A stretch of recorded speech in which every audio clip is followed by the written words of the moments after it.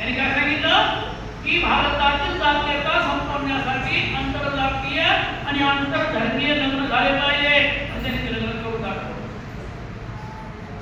बाबासाहेबांनी analysis caste पुस्तक लिहिलं. त्यात सांगितलंय की देशातला जातीवाद संपवण्याचे 2 मार्ग सांगितले. एक रोटी व्यवहार, दुसरा बेटी व्यवहार. या 70 वर्षामध्ये रोटी व्यवहार झाला, पण बेटी व्यवहार म्हणजे काय?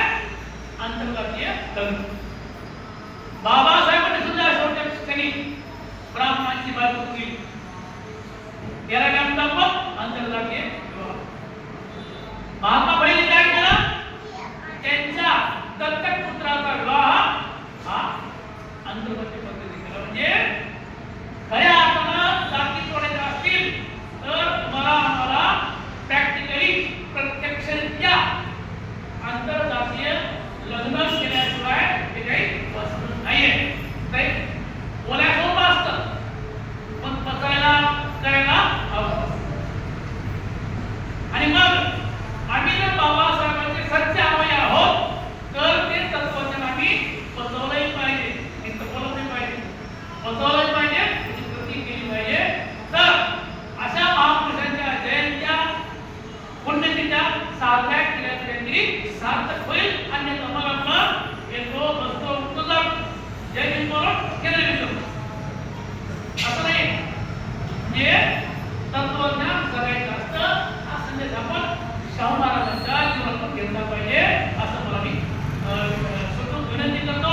आणि आपल्या सर्वांना छत्रपती शाहू महाराज यांच्या जयंतीनिमित्त हार्दिक हार्दिक शुभेच्छा. दुसरा मुद्दा आपण गेल्या वेळेला म्हणलो होतो की जे कोणी बुद्धेकरांना आले त्यांचा आपण या सत्कार ठरवलं.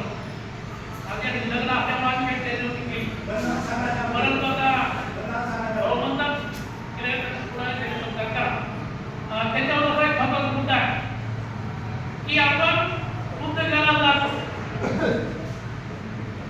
का जातो?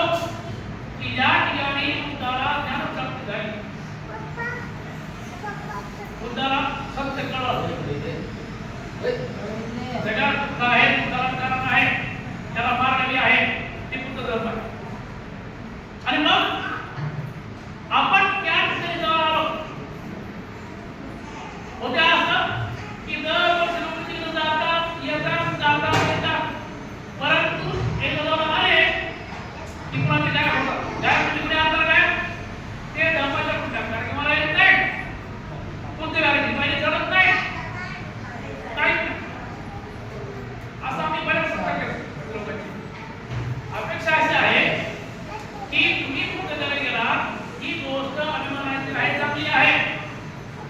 त्याचबरोबर मला तुमचं काम आहे की आपण बुद्धगयाला जाऊन आलो म्हणजे आपण इतरांना करायचं.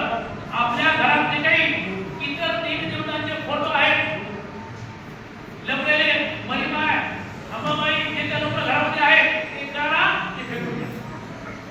एक अनुभव असा आहे की दर रविवारी विहारामध्ये यायचं. दर महिन्याची पौर्णिमा तिला उपवास पडून आपण तिला साजरी करायची.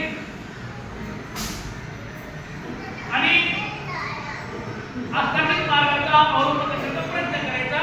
हे केलं तर आपण तिथे जाऊन आलो त्याचा अर्थ काही सार्थक होईल. तेव्हा आता उपवास करतो हा थोडा मुद्दा आहे, पण पहिला मुद्दा म्हणजे आपण दर रविवारी आपल्या घरात गेलं पाहिजे. मग कुटीमध्ये जा किंवा इथे या, पण गेलं पाहिजे. दर रविवारी आपण घरात गेलं पाहिजे आणि आपल्या घरातून जे समतेचा संदेश आहे, धर्माचा संदेश आहे, बाबासाहेबांचा विचार आहे, तो विचार आपल्या घरामध्ये, आपल्या लहान मुलांमध्ये, नातवंडांमध्ये, आपल्या कुटुंबामध्ये प्रचारित केला पाहिजे, पसरवला पाहिजे. आणि बाबासाहेब